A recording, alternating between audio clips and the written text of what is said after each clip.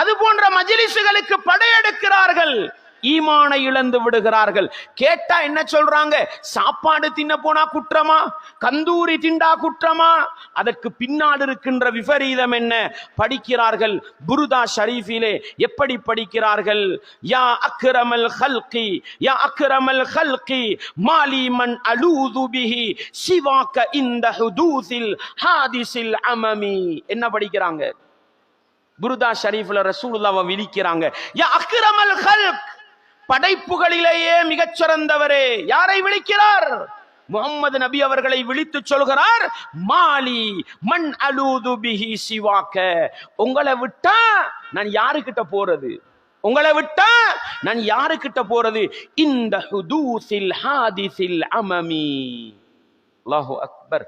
சோதனைகள் இறங்குகிற பொழுது, நெருக்கடிகள் பிரச்சனைகள் வருகின்ற பொழுது, நபியே உங்களை விட்டாய் நான் யாருக்கிட்ட போறேன்னு கேட்கிறார். அல்லாஹ் சொல்கிறான், சோதனை நெருக்கடி வந்தா என் பக்கம் வாருங்கள் அல்லாஹ் சொல்லும் பொழுது நாங்க எப்படி விளங்கி வச்சிருக்கிறோம்?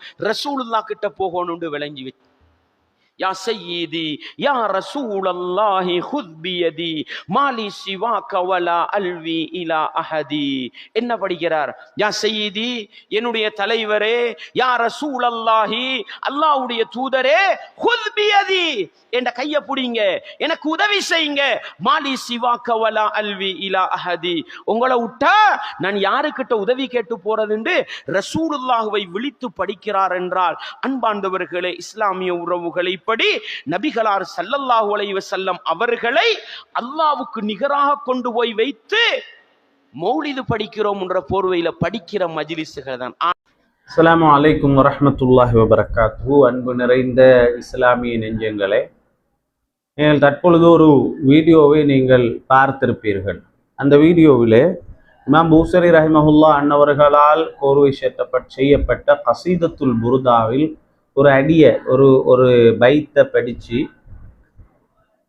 யா அக்ரமல் ஹல்கி மாலிமன் அலூது பிஹி சிவாக்க இந்த ஹுலூலில் ஹாதிஸில் அமிமி என்ற பைத்தை படிச்சு, இந்த பார்த்தீங்களா, கஷ்டங்கள் வரக்கூடிய நாளில் உங்களை அன்றி நான் யாரிடத்தில் ஒதுங்குவது என்று ஒரு தப்பான ஒரு விளக்கத்தை சொல்லி, இதுக்கு தான் வாலிபர்கள் சேர்ந்து போறீங்களா, வாலிபர்களே சாப்பாடுன்னு சொன்னா பைத்துடுவீங்களா, அப்படியெல்லாம் சொல்லி அந்த பைத்துடைய அர்த்தமும் தெரியாமல், கசீதத்துல் புருதா என்றாலே என்னவென்று தெரியாமல், இலக்கிய நயம் என்றால் என்னவென்று தெரியாமல் ஒரு உளரும் ஒரு செய்தியை பார்த்தோம்.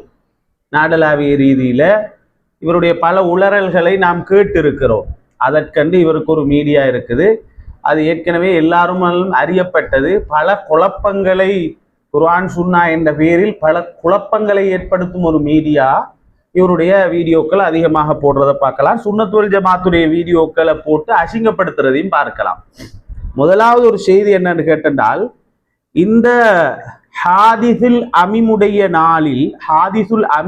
நாளில் உங்களை என்று யாரிடத்தில் நான் ஒதுங்குவது என்று பூசரி இமாம் சொல்லிக்கிறாங்க என்று சொன்னால், ரசூலுல்லாஹ் ஸல்லல்லாஹு அலைஹி வஸல்லம் பார்த்து இது சொல்லப்பட்டது என்று வரும்போது பார்த்தீங்களா, கஷ்டங்கள் ஏற்படும் நேரத்தில் நாளில் உங்களை என்று யாரிடத்தில் ஒதுங்குவது அண்டா, பார்த்தீங்களா, இது இவ்வளவு சிறுக்கு அப்படி என்று நீ அவருக்கு தெரிஞ்ச ஒரு விளக்கத்தை சொல்றாரு. முதலாவது விஷயம், அந்த இடத்துல ஹாதிஸுல் அமீம் என்றால் மறுமை நாளை குறிக்கும். கூகுள்ல எடுத்து நீங்க சர்ச் பண்ணினா ஹாதிஸுல் அமீம் என்றால் அர்த்தம் என்ன தெரியுமா? அதற்கொண்டு நாட்டம் மறுமை நாள் நாடப்படுகிறது. அதாவது நாளை மறுமை நாள்ல புகாரியில 7510வது ஹதீஸ், முஸ்லிம்ல 193வது ஹதீஸ். இது ஒரு முத்தவாத்திரான ஹதீஸ். முத்தவாத்திரண்டா ஹதீதுகளிலே மிக பலம் வாய்ந்த புகாரியில 7510வது ஹதீஸ். நபிகள் நாயகம் ஸல்லல்லாஹு அலைஹி வஸல்லம் சொல்றாங்க, நாளை மறுமை நாள்ல மஹ்ஷருடைய மைதானத்துல அமளிதுமளிகள் நிறைஞ்ச நாள்ல எல்லாரும் ஆதம் அலைஹிஸ்ஸலாத்துக்கு ஓடி போவாங்களா, போய் ஆதமே நீங்க தான் அபுல் பஷர், நீங்க துஆ செய்யுங்க, அவர் எனக்கு இயலாது, அல்லாஹ் இன்னும் ரொம்ப கோபமா இருக்கிறான். அதுக்கப்புறம் மூசா அலைஹிஸ்ஸலாம், ஈசா அலைஹிஸ்ஸலாம் எல்லார்ட்டையும் போவாங்க. எல்லா நபிமாரும் எங்களால மன்றாட முடியாது என்று சொல்லக்கூடிய நேரத்துல நபிகள் நாயகம் ஸல்லல்லாஹு அலைஹி வஸல்லம் சொல்றாங்க, நான் அன்றைய நாளில் அல்லாஹ்விடத்தில் மன்றாடுவேன், நான் சுஜூதுல விழுவேன், விழுந்து அல்லாஹ் இடத்துல கேட்பேன். அப்பொழுது அல்லாஹ் சொல்லுவான், இர்ஃபா ரஅஸக யா முஹம்மத் சல் துஅத இஷ்ஃபா துஷஃபா. யா ரசூலல்லாஹ், நீங்க கேளுங்க நான் தருவேன், நீங்கள் மன்றாடுங்கள், உங்களுடைய மன்றாட்டம் இன்றைய நாளில் ஏற்றுக்கொள்ளப்படும். இந்த ஹதீஸத்தான் பூசரி இமாம் புர்தாவுல நாளை மறுமை நாள்ல ஆதம் அலைஹிஸ்ஸலாத்திட்ட போய்த்தோ, மூசா அலைஹிஸ்ஸலாத்திட்ட போய்த்தோ, ஈசா அலைஹிஸ்ஸலாத்திட்ட போய்த்தோ பிரயோஜனம் இல்லை, உங்கள்கிட்ட வாரதுதான் பிரயோஜனம். என்ன, உங்களாலதான் மன்றாட முடியும். அந்த ஹதீஸ அப்படியே பைத்துல சொல்லிக்குது. இதை வச்சு கொண்டு பாத்தீங்களா, கஷ்டங்கள் வரக்கூடிய நேரத்தில் என்று அர்த்தம் சொல்லி ஹாதிஸுல் அமீமுக்கு அர்த்தம் தெரியா. முதலாவது என்ன செய்யணும்டா, மதரசா ஒன்றில் போய் ஓதணும். ரெண்டாவது இலக்கிய நயம் என்றால் என்னன்னு படிக்கணும். ஒரு சொல்லுக்கு ஒரு அர்த்தம் அல்ல, பல அர்த்தங்கள் ஈகிற. இந்த இடத்துல நாடப்பட்டது மறுமை நாள். அந்த புகாரியுடைய ஹதீஸ அப்படியே பைத்தாக சொல்லப்பட்டுகிறது. எப்படின்னா, மறுமை நாள்ல ஷஃபாஅத்து செய்ய மன்றாட முடியுமானவர்கள் நீங்க தான் யா ரசூலல்லாஹ் என்று பூசரி இமாம் புகழ்ந்தீங்கிறாங்க. இப்ப புகாரியில இந்த ஷஃபாஅத்துடைய பாடம் தெரியவா, படிச்சில்லையா, அல்லது உங்களோட ஆட்கள் இதை பத்தி பேசுறீங்களே, இப்படி ஒன்று ஈக்கிற பாருங்கோ, புகாரிய பரட்டி பாருங்க.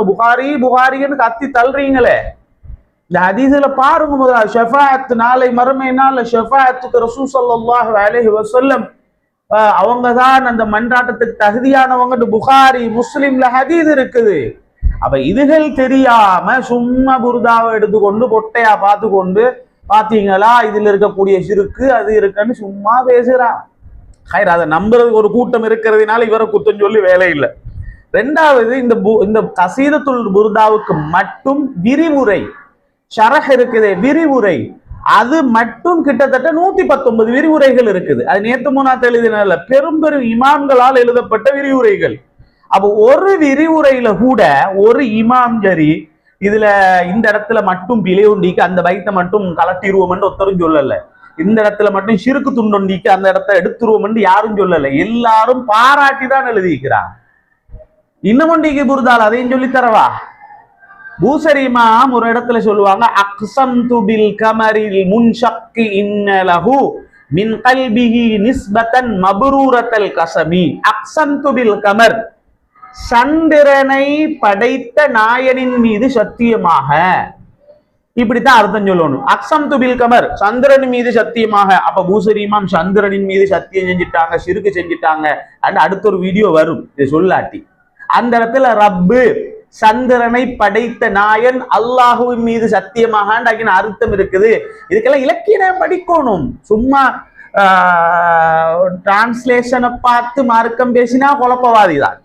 அதனால இதெல்லாம் இலக்கியம், இலக்கணம், இலக்கியம் நீக்குதே, தமிழ்ல இருக்கிறது மாதிரி அரபியில நீக்குது. அந்த இலக்கிய நயத்தில் ஒன்றுதான் அது. எனவே தயவு செஞ்சு படிங்க, குழப்பவானம்.